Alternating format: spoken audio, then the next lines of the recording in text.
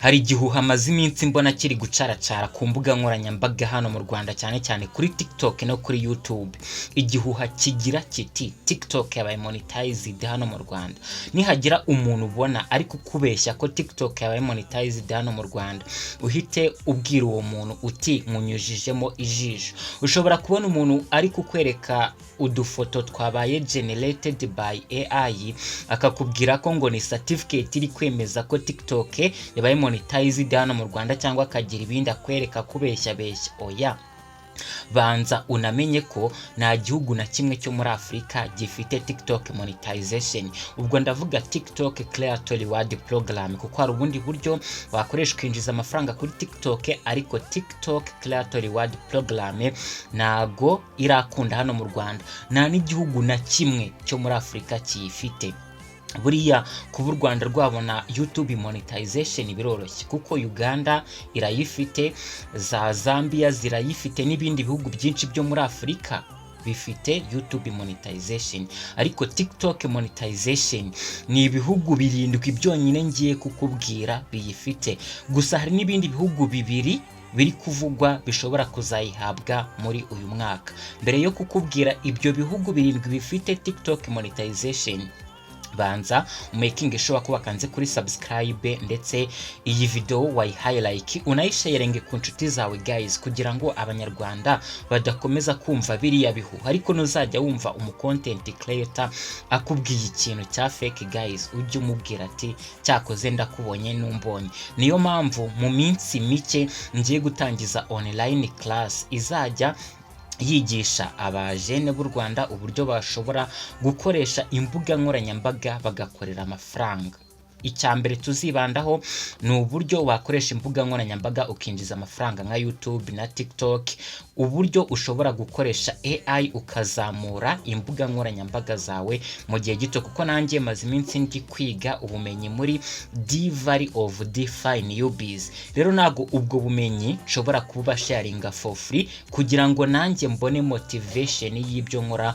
Ngomba kumonetizing my skills nkuko nanjye nishyuye nkajya kwiga ubwo bumenyi. Gusa ntago nzabishyuza amafaranga menshi, ndabizi situation iri mu Rwanda, by'umwihariko mu bajenizi. N'ubundi nzaba mfite uburyo bwo kubafasha, ariko nanjye ndi kwifasha kugira ngo skills zanjye nzibyaza amafaranga, ndetse nawe ubihe agaciro. Hanyuma reka turebe ibihugu 7 kugeza ubu muri uyu mwaka 2026 mu kwezi kwa kabiri ku itariki 21 bifite TikTok monetization. Ibyo bihugu icyambere ni United States, hakaza United Kingdom, hakaza Germany, France, Spain, hakaza South Korea, hakaza Brazil ndetse na Mexico. Ibyo nibyo bihugu 7 bifite TikTok Creator Reward Program.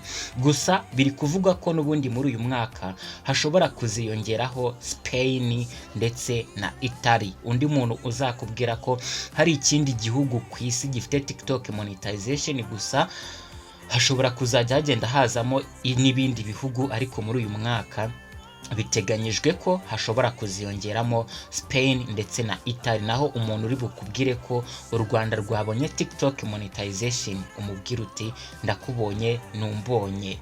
Nibyo ngibyo rero, nizere ko uri bukande kuri subscribe. Nari maze igihe kinini nahari, ariko n'ubundi mba ndi kubategurira ibyiza byinshi.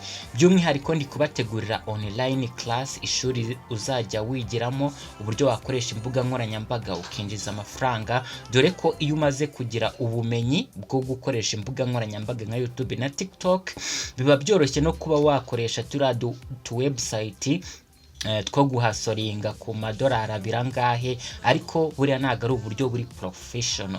Uburyo buri professional ni ukubaka source of income, ukemera ugastragoringa, ariko ukaba wizeye ko mu gihe runaka uzatangira kubona profit. Buriya umuhanga akubwira ko byibuze ugomba guspendinga imyaka 2 kuri YouTube uri umuntu nyine ukora gakeya, ufite ibindi ukora hano mu Rwanda, kuko nago ushobora gufata umwanya wawe wonyine ngo uharire YouTube uri umutangizi. Nago ubuzima bwagukundira, kuko ukeneye kwishyura izindi bills, ukeneye internet. Ni byiza ko uba ufite iyindi source of income, ariko ukaba ushaka kubaka indi source of income yo mu gihe kizaza. Rero byaba ari amahirwe nko ku bantu abajene mwibera muri ghetto z'iwanyu, ni mwishyura inzu, ntago mwishyura umutekano, ntago mwishyura ibishingwe. Rero ayo ni amahirwe akomeye mufite kuba waba ufite iwanyu, ufite ghetto y'iwanyu, cyangwa uba mu nzu y'iwanyu ufite room yawe, ariko ukaba wirirwa still uvuga ngo umaze imyaka 2-3 uri gushakisha akazi. Wakubatse akazi kawe ko mu myaka 2, ushobora kuba umaze kubaka YouTube channel, umaze kubaka TikTok, umaze kubaka imbuga nkoranyambaga zawe zitangiye kukwinjiriza byibuze 300 buri kwezi, utayajya munsi ashobora no kuba yarenga, ariko ukavuga uti 300 mu kwezi byanze bikunze mu myaka 2 maze ku mbuga nkoranyambaga, nago buri kwezi nayajya munsi. Ibyo birashoboka cyane, nibyo bintu turi kubategurira online class. Nago nzabaca amafaranga menshi, ndabizi nago biba byoroshye kuba Genies ba hano mu Rwanda. Rero kanda kuri subscribe, iyi video yisharinge ku nshuti zawe, turabonana mu bindi biganiro ndimo kubategurira. Bye bye.